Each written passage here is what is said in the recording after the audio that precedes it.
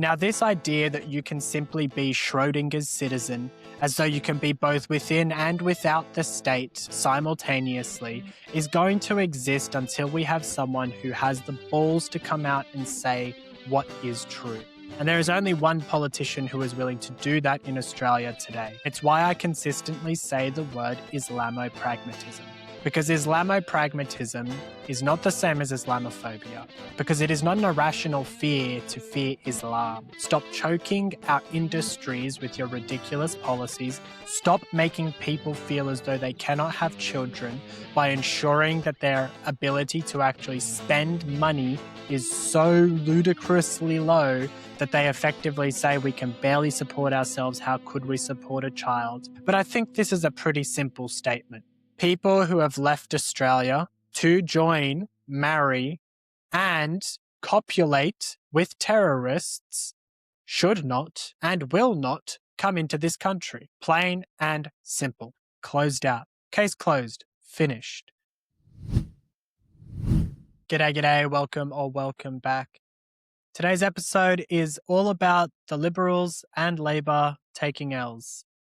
From Liam Hall to the economy, and all the way to One Nation and Pauline Hanson making a statement that the left has demanded an apology for, has demanded a retraction for a retraction that was made about 30 seconds later.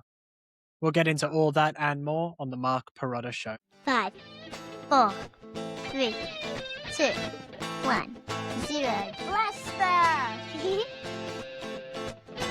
Welcome to the Mark Pirotta Show. Before we get into the main topics for today, it is the Lenten season. Lent is officially upon us, Ash Wednesday having passed yesterday, with all of you who are Catholic or Christian more than likely having attended some sort of Ash Wednesday service. And so with this season that is upon us, it is a good time to take a moment and reflect upon what this season actually means within the liturgical calendar. Now, for Catholics specifically, and that's who I'll speak to, it is a moment to actually take time and to strip away some of the humanity and try to prepare yourself for the divine. What the Lenten season truly is a preparation, a mortification, a sacrificial period where we have the time given to us in order to ensure that we are prepared for the sacrifice of Christ on the cross that happens on Good Friday each year. Now, as a celebration, Lent is a period to actually celebrate.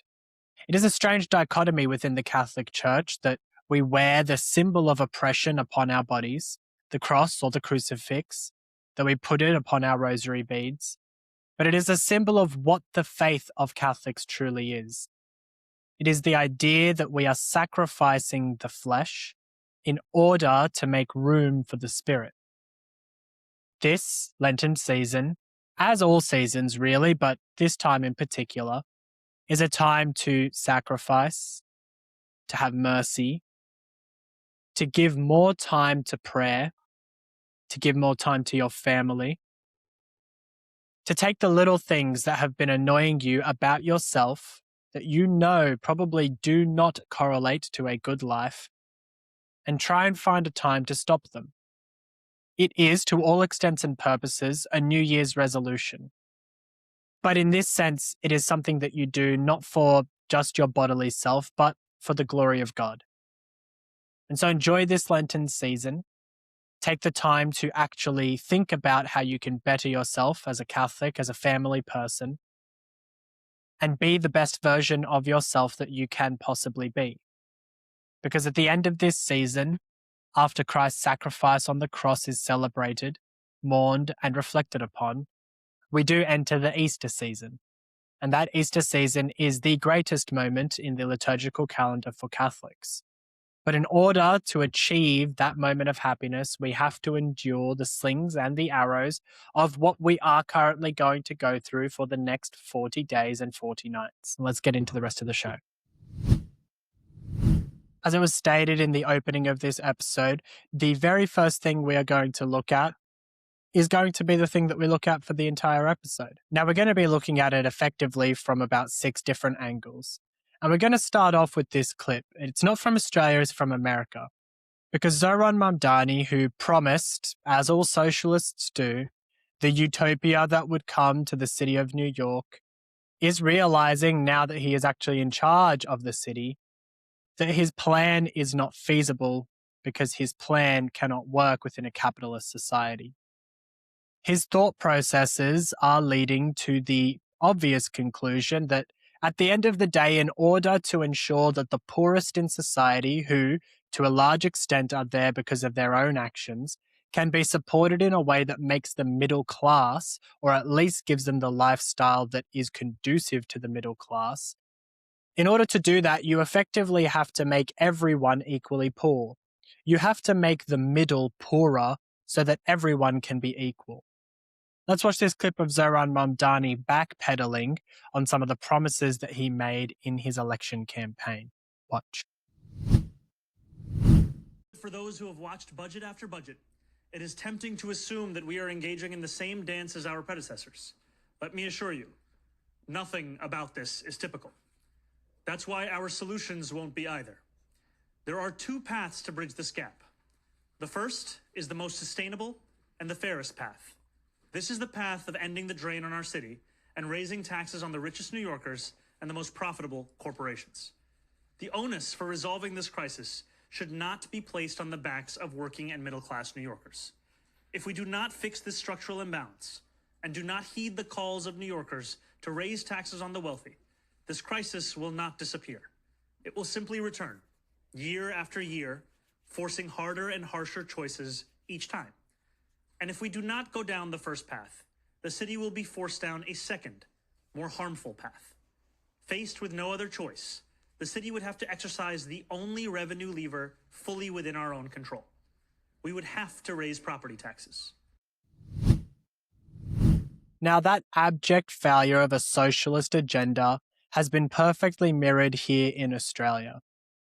Just today, or yesterday for the people watching this, Jim Chalmers, our own socialist, thoughtless, brainless treasurer, has come out and effectively tried to swindle the public once again.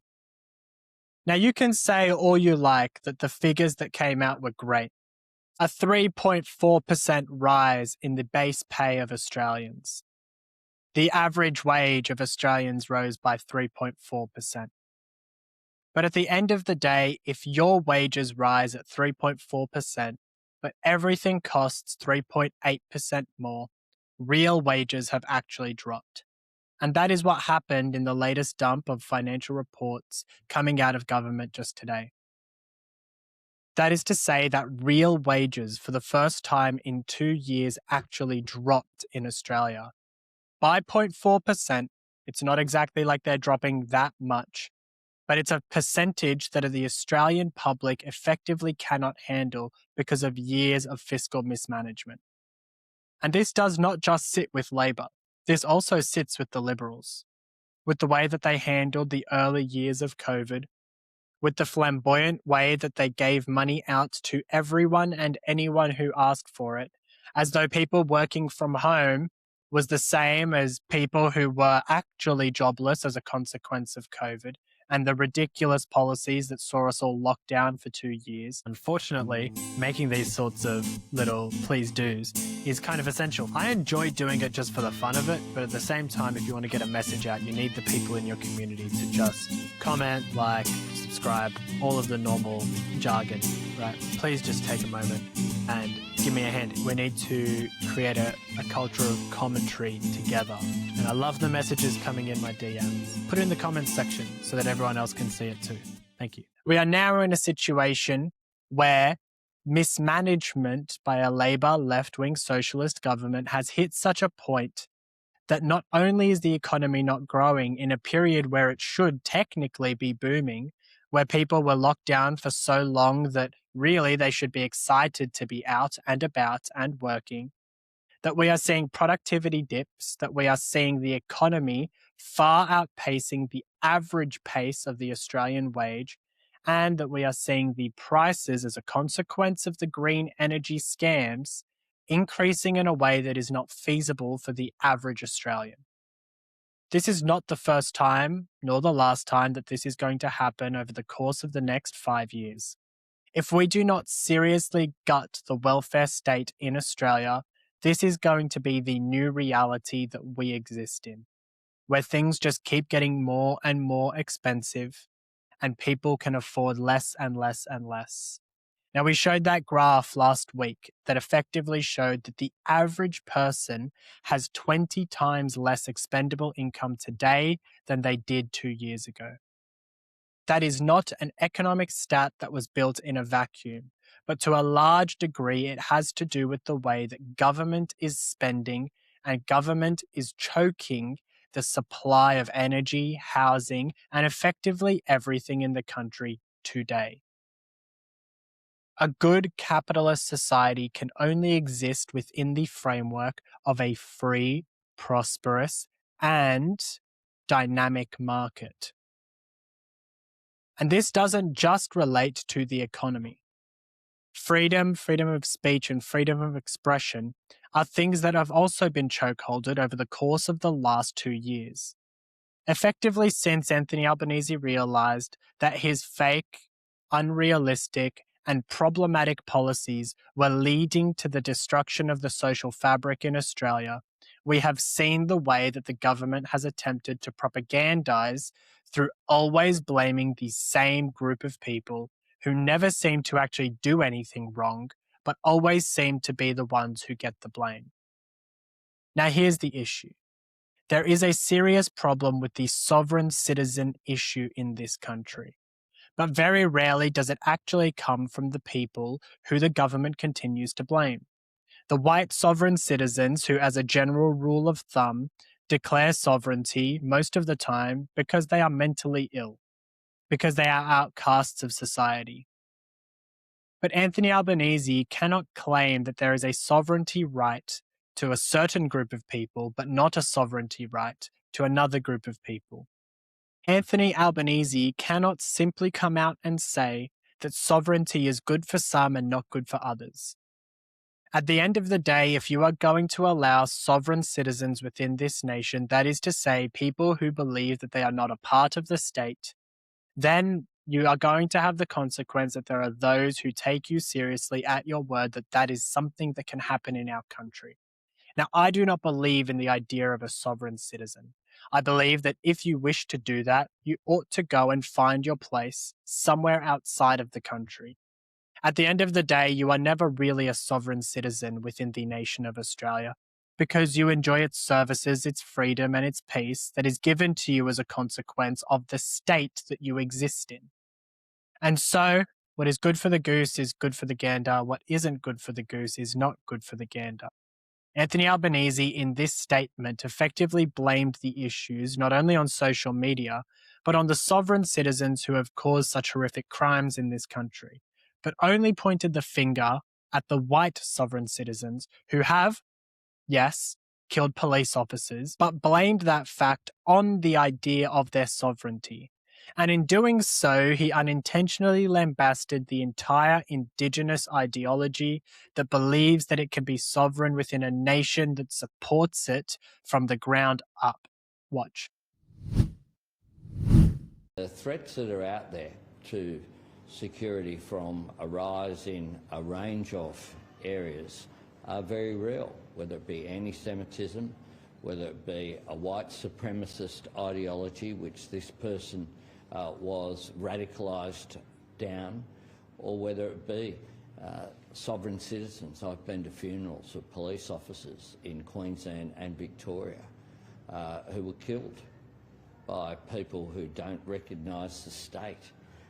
We need to isolate these ideological extremes, and we need to reassert our values as Australians, and this was a horrific attack on First Nations people that could have had catastrophic consequences had it been successful.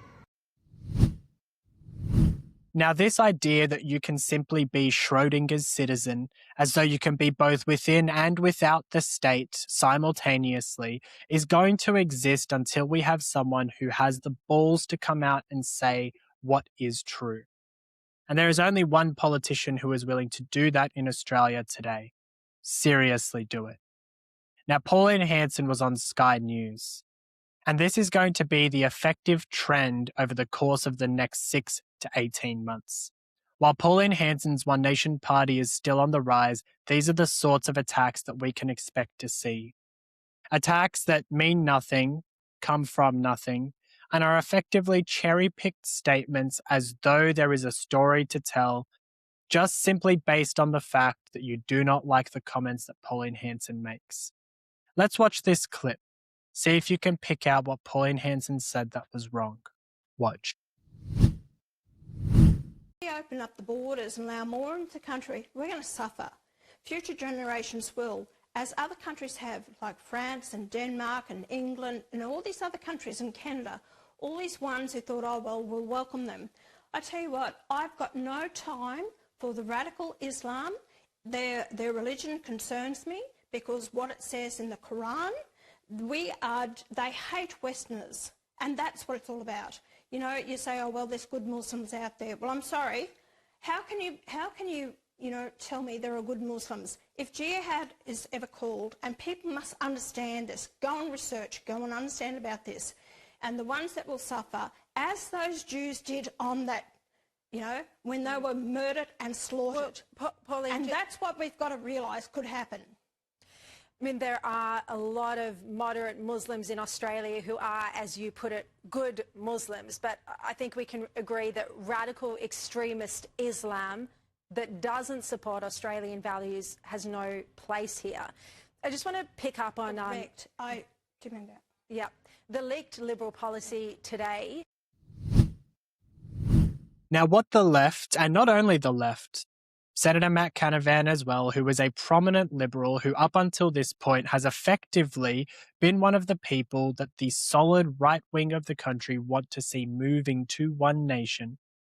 He also came out and said the same thing, that Pauline Hanson ought to retract her statement, that she ought to apologise for her statement, and that she's some sort of gross racist for the statement that she made. But if you actually listen to that clip, and I suggest you can go back and just watch it again after I make this statement, Pauline Hanson effectively was on the trail of saying that you cannot simultaneously say there are good Muslims while you look at the texts that these people read and simultaneously think that they can come out of it with anything other than a jihadist worldview. Because when you read the Quran on its own, without instruction, it is effectively a handbook on how to dominate the world through the sword. That is the effective crux of what the Quran is. Where the Bible is a telling of stories effectively for the first portion with songs and poems, with incredible tales of just what happened historically, the Quran is effectively a manual on how to subvert your enemy until you are powerful enough so that you can actually conquer them. That is, in essence, what Islam is, what it has been for 1400 years, and it's why I consistently say the word Islamo-pragmatism. Because Islamo-pragmatism is not the same as Islamophobia, because it is not an irrational fear to fear Islam. The religion in and of itself, it is not a race. You cannot simply be fearful for no reason of an ideology that has consistently led to terror and persecution across the globe. It can't be irrational. It is purely a rational, pragmatic approach to an ideology that has caused such ridiculous harm. But every single person on the left wants to pretend as though Pauline Hanson is some sort of living racist because she made the statement that there are no good Muslims, which she didn't make. What she said is, do not tell me there are good Muslims, and then she was effectively cut off. And then at the end of that statement, the presenter who came out and said, well, there are good Muslims, you know this. And she said, yes, of course, that's what I mean. In a hushed tone that maybe people didn't hear, but more likely they didn't do their research and actually watch the clip in its entirety. But not only that, the terrifying thing about all of this is that the narrow-mindedness of these people who would come out and take these L's so frequently, and take the L's for the people who are a little bit older just means effectively just be so dumb so frequently, is that Pauline Hanson has one of her own members who is a Muslim. But the theory behind what a Muslim is something that we do need to dig into. And it's something that I'm going to get into in another episode, because I do think that it's an idea that needs to be explored further. Not that it hasn't by almost every commentator, but I want to add my twist to it and the way that I see Islam, because there are so many similarities, of course, as it is a cherry-picked religion that takes the parts of Judaism and the parts of Christianity that served its purposes for domination and effectively turned them into a book that is riddled with murder, persecution, subversion, and lies, and then attempts to create a new religion, which it has been successful in to all of its credit, and in doing so subverts the faiths that actually created the world that we live in today. And so I will get into that in another episode. But for now, the real theme that we need to look at is the way that the conversation is headed in regards to Pauline Hanson. It is so similar to the way that Trump was discredited in 2016. It is scary. The way that people tried to call him stupid, uneducated, a racist, a moron, just another billionaire. The same attacks are all hitting Pauline Hanson right now. Now, I don't personally think that Pauline Hanson has the same charisma as Donald Trump. She doesn't have the same on-air charm that Donald Trump has, probably not even the intellect that Donald Trump has. But what she does have is an unerring presence when it comes to a serious political movement that has a very, very tight ideology. And that ideology is quite simple. If you love this country, come and make it great. Leave your baggage behind. If you come to this country and pretend as though you are going to be a good member of society and then you prove otherwise, we will kick you out. If you want to be a part of a nation that is patriotic, come. If you're already in this country, then you ought to take the message to the world. Become the best nation on earth. Stop choking our industries with your ridiculous policies. Stop making people feel as though they cannot have children by ensuring that their ability to actually spend money is so ludicrously low that they effectively say we can barely support ourselves. How could we support a child? Making it impossible for a single parent to actually go and work. Making it impossible that a mother can stay at home. And these policies are resonating with the Australian public. The policies that are going to attack this notion of a secularist worldview that is based on the destruction of the West. That is falling apart. And the attacks and the lies are coming thick and fast. And nothing shows this more than the attack that came when Liam Hall was named as the accused terrorist in the incident that came on the 26th of January, where a sock bomb, pipe bomb made of a sock, was thrown into a crowd of Indigenous Invasion Day protesters. He was finally able to be named, and the first thing that happened is that people tried to say that this was a One Nation candidate. And if they had done even a little bit of research, they would have realized that Liam Hall, aka Liam Alexander Hall, is not the same person as Liam Christopher Hall, who was the One Nation candidate who was put up at the last election in Western Australia. Now, here is the crazy part of this story. Accounts with thousands, in the tens of thousands, 50s of thousands, hundreds of thousands came out and tried to say that the person who was named as the accused terrorist was a One Nation candidate. This went far and wide, to the extent that 6 News had to come out and post a very, very clear statement that said they are not the same person.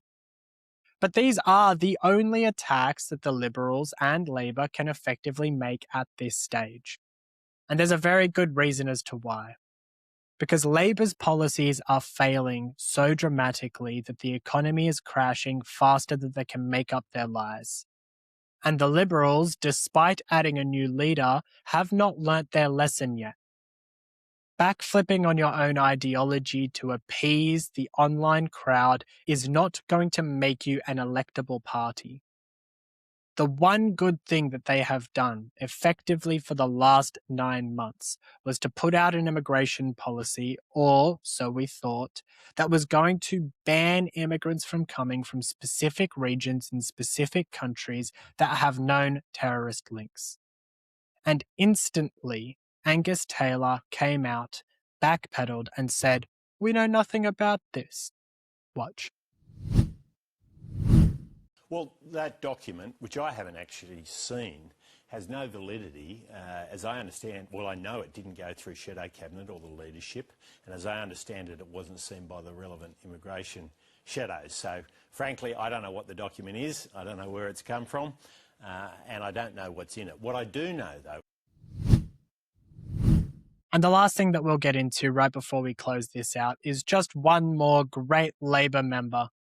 A great Labor member who spends his entire time saying nothing about his policies and everything about the Liberal Party, who came out and said, much like Anthony Albanese did, and much like Penny Wong did, that we're definitely not returning. We are not repatriating in any way, shape or form the ISIS brides who want to come to this country. But his little Freudian slip, he couldn't quite hold it back. Watch. These people were in a terrorist-controlled zone, fighting for a caliphate against Australian law, against Australian values, and they should face the full force of the law if they manage to find their way back, but it won't be with government assistance. If you know that these people are terrorists, terrorist sympathisers, the brides and the childbearers of terrorists, some of them, as we said in yesterday's episode, who have married 3, 4, 5, 6, 7, 8 times to different terrorists. How is it even an if that these people could return to Australia?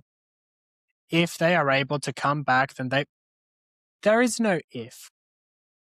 If you, as a government, who are in charge to an extent of the military, of ASIO, cannot keep a cohort of Islamic extremists' wives from entering this country, how on earth can we trust you to protect us in any way, shape, or form?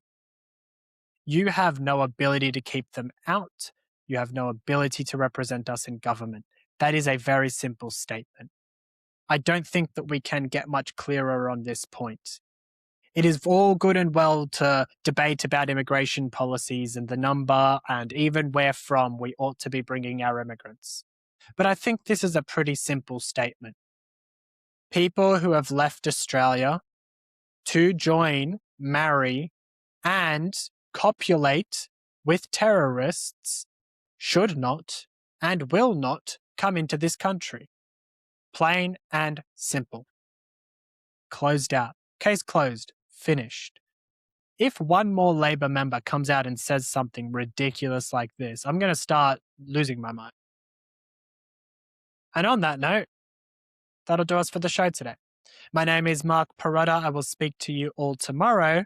It might be a bit of a different episode, but I will speak to you tomorrow. God bless.